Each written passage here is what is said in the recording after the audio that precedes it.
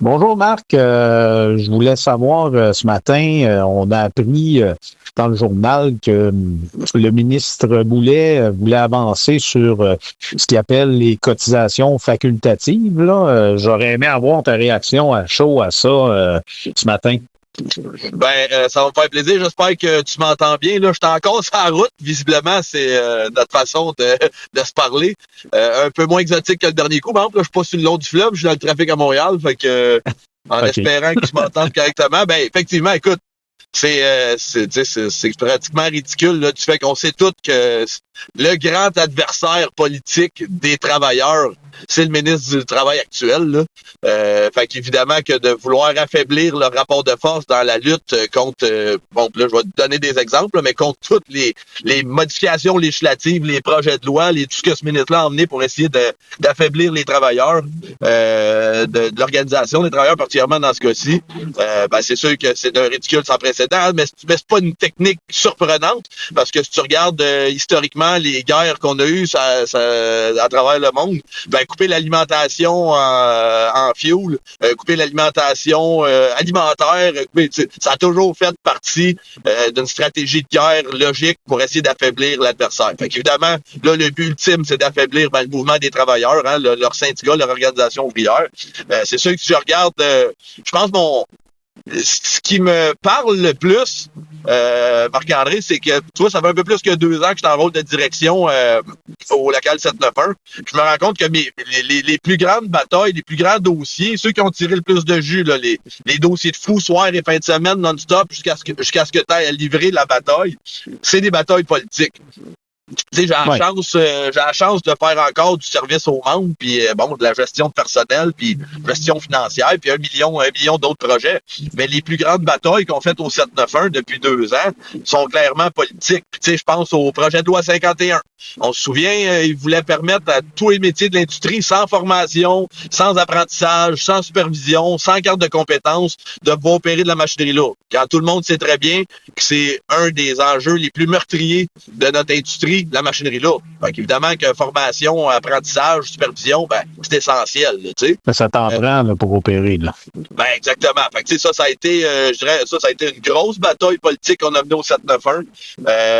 Les AEP, là, les fameuses formations écourtées, rien contre les gens qui ont eu la chance d'aller prendre un peu de formation, mais ce qu'on souhaitait à ces gens-là pour les aider à intégrer l'industrie, c'était d'avoir une formation complète.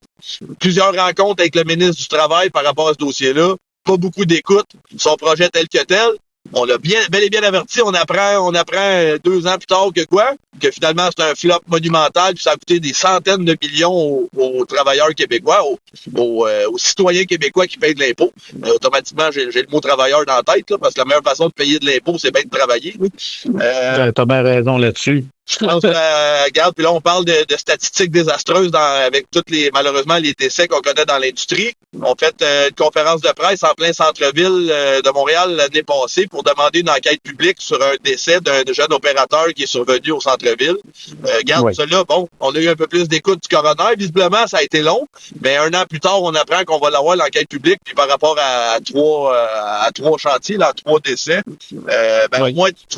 au moins, ça nous permet aussi de garder un peu foi, parce qu'on en a des victoires syndicales politiquement, tu sais. C'est en plein ça, tu sais. Puis je pense qu'à quelque part, de garder le silence, ça y rendrait service en maudit dans ce cas-là. Là. C'est l'objectif de son projet actuel. C'est de nous museler. Parce qu'effectivement, si on n'a c'est pas tout le monde qui a la chance d'avoir toutes les informations nécessaires et utiles au mouvement syndical. Là. C'est normal, on a toutes des priorités différentes. Évidemment, la mienne, je pense que vous la connaissez. Là. C'est correct. C'est plus facile peut-être quand on fait ça à journée longue, c'est évident.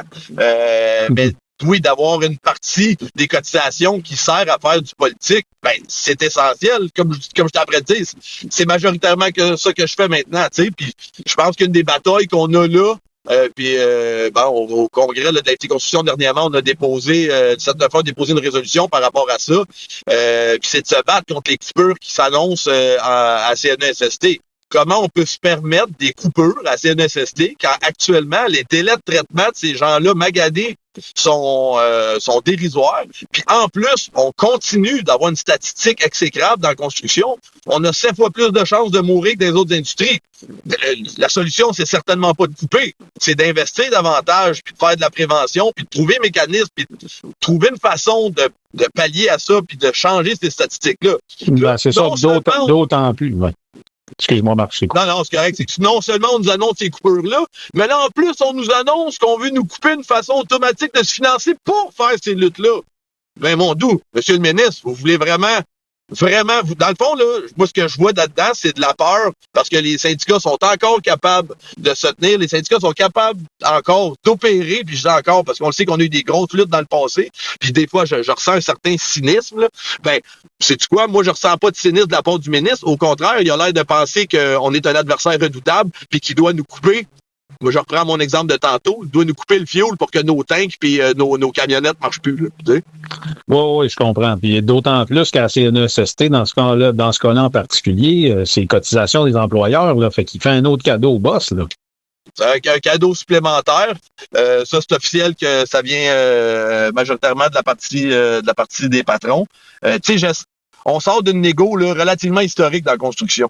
On se fait pas de cachette, là. On avait une espèce de manque à gagner historique des 4 dernières années de la convention 2021-2025. Fait que oui, on est arrivé en égo avec des demandes monétaires historiques.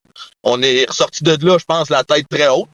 Bien fier de la ronde de négo quand même, comment qu'elle s'est soldée, même si tout n'est pas parfait dans ce beau monde. Là. Je vous dis qu'il reste bien des affaires à améliorer. Là. Je pense surtout aux normatifs et à tout ce qui est conditions de travail puis qualité de vie là, dans l'industrie. Ouais. Puis je t'aurais pas de cachette. Dans Nego, on l'a senti tout le long. Oui, la partie patronale faisait sa job. Puis nous, ben, j'étais pas de parole là, sur la table du génie civil. On fait notre job avec le comité qu'on avait de notre côté. Mais le plus grand client dans le génie civil, c'est qui? C'est le gouvernement. Fait que lui annonce un projet comme là, il y a dans le journal ce matin par rapport aux cotisations facultatives pour tout ce qui relève de la politique, mais que eux s'ingèrent dans nos négos jour après jour. Parce que, puis je le comprends, c'est un client. Lui, il veut savoir combien ça va coûter l'année prochaine, combien ça va coûter dans 10 ans. C'est normal. Ben, mais c'est tout aussi normal pour nous que nous, on veuille protéger la santé et sécurité de nos travailleurs, les lois qui nous permettent de négocier pour nos travailleurs, puis toutes les autres sujets qui finalement nous tombent sur la tête, tels que les AEP, le projet de loi 51, puis les exemples que je te donnais tantôt. Fait que oui, c'est important, il va falloir garder la ligne, il faut s'impliquer dans le politique, parce que c'est, je te dis, dans le rôle que je joue actuellement, c'est ma plus grosse mission. Ben Marc, c'est sûr que là-dedans, tu as tout à fait raison, mais il faut aussi rappeler que la politique se mêle d'affaires syndicales. Tu sais, si on pense aux autres négociations qui ont précédé celle-là du génie civil que t'as piloté, ça s'est terminé en loi spéciale, là. Fait qu'il faut se rendre à l'évidence. Le ministre, il s'en mêle des affaires syndicales, là. Il s'en mêle énormément. Puis s'il y a le meilleur exemple, on l'a encore ce matin. Quand t'es rendu à vouloir couper à Val, c'est parce que tu veux continuer de faire la guerre puis tu veux juste te faciliter la tâche pour pouvoir t'ingérer davantage et davantage sans avoir de riposte. Puis oui, regarde, la loi spéciale, c'est un bon exemple parce qu'en plus, on l'a contesté puis on a eu gain de cause. Tu sais? Fait que soyons fiers de ça, mais c'est quoi? Il veut plus qu'on puisse contester ces lois spéciales? Il veut continuer à tu sais, puis je dis lui, là, on s'entend que la loi qu'on a contestée, c'était un autre parti, là. Je le nommerai pas, là. Mais, le monde le sait, je pense. C'était pas le parti actuel qui était au pouvoir, mais c'était le même modus operandi, tu sais, puis c'était ça, oui, c'était de s'assurer de se mettre les deux pieds bien solides dans nos négos. Puis ça, ben, c'est à nous autres de se tenir debout puis de s'assurer de faire la politique, les représentations politiques qu'il faut, puis de faire les contestations légales pour faire valoir les droits des travailleurs. On est obligé de toute façon, tu sais, quand on me dit ouais, mais j'en ai là des travailleurs qui disent ouais, mais pourquoi vous faites de la politique? Écoute, je suis obligé. Moi, c'est dans nos statuts et règlements. Dans nos statuts et règlements, on doit tout faire pour défendre notre métier, défendre nos travailleurs. Ben, faut que je passe par le politique quand on parle de modification de loi, quand on parle de loi spéciale, quand on parle de compression à CNSST, quand on parle d'enquête publique, c'est toute la politique, ça. Fait qu'assurément qu'on va continuer à en faire. Ça, c'est officiel. Tu sais, je finis ça, j'imagine, de pas vouloir, je te parle de la journée, là. T'as pu dire qu'une affaire.